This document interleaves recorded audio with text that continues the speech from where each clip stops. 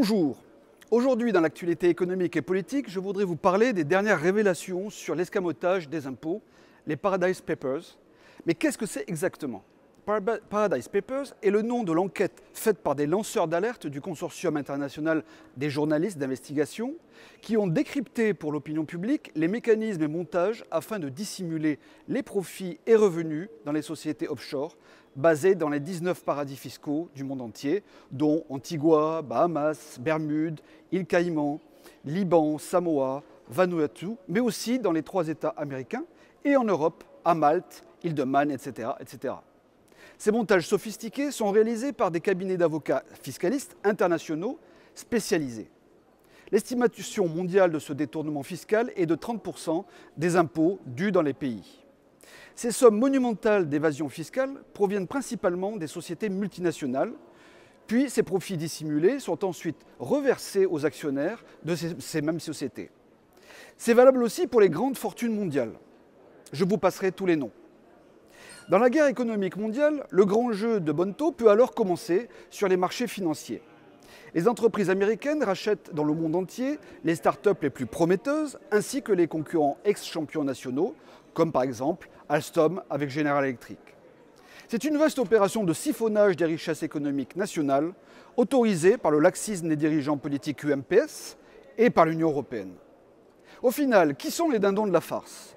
Bien sûr, vous et moi, et les classes moyennes en général, qui devront compenser en permanence le manque à gagner budgétaire en payant toujours plus d'impôts ou de taxes pour compenser l'évasion des 0,5% les plus riches.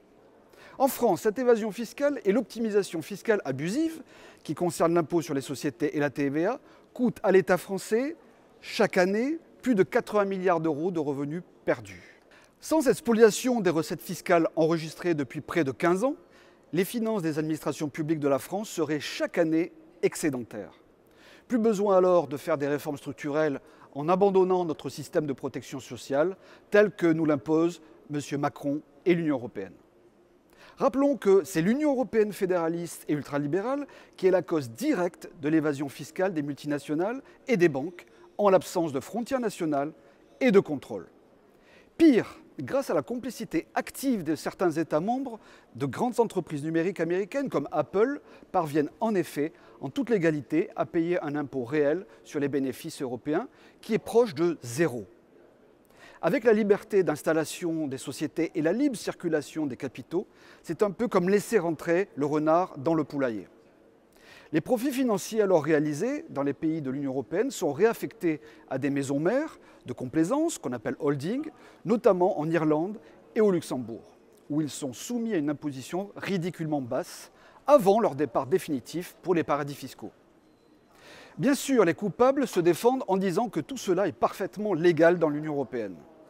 Oui, c'est légal, mais c'est totalement immoral pour les Français victimes. Il faut donc rendre ces mauvaises pratiques impossibles et illégales. Depuis le scandale des LuxLeaks en 2014, dans lequel le président de la Commission européenne, Jean-Claude Juncker lui-même, est impliqué, le Front National, le groupe ENL France, au Parlement européen, a voté tous les textes en faveur de la lutte contre la fraude et l'optimisation fiscale abusive. Malheureusement, ces réformes sont bloquées par les États membres qui vampirisent les finances publiques de leurs partenaires. Il ne faut donc pas s'étonner d'être en déficit budgétaire et en dette publique perpétuelle en France, ce qui se répercute directement dans nos impôts et sur les charges des PME ETI nationales. Pour mettre fin à ce dumping fiscal mondial et au scandale des LuxLeaks, Panama Papers et autres Paradise Papers, la solution politique efficace est donc que l'État français fasse d'urgence un accord intergouvernemental avec les autres grands pays victimes de ces pratiques fiscales, comme l'Allemagne, l'Italie, l'Espagne. Il s'agira alors de forcer l'Irlande, le Luxembourg, les Pays-Bas, la Belgique, Malte à accepter que la base fiscale des multinationales soit légalement réaffectée, pays par pays, où l'activité et les profits sont véritablement créés. Cet accord intergouvernemental devra ensuite être entériné et transposé au niveau de l'Union européenne. Pour stopper cette hémorragie d'impôts hors de France, une seule issue, appliquer le modèle de patriotisme économique du Front National. Le redressement de la France passera par une vision stratégique globale et par un nouveau modèle de fonctionnement coopératif en Europe, celui de l'Union des nations européennes. À bientôt.